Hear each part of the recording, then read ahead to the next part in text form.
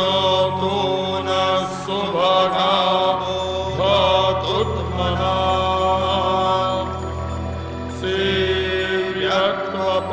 सेव्यत्वपस्सूच्या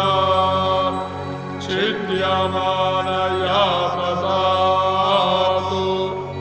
वीरं शतदाय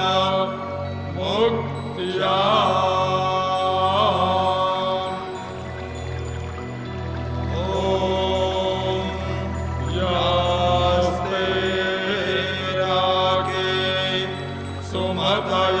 सुपेशासो याभिर्ददासि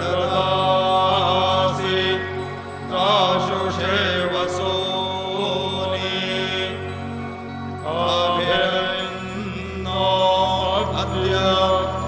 सुमरा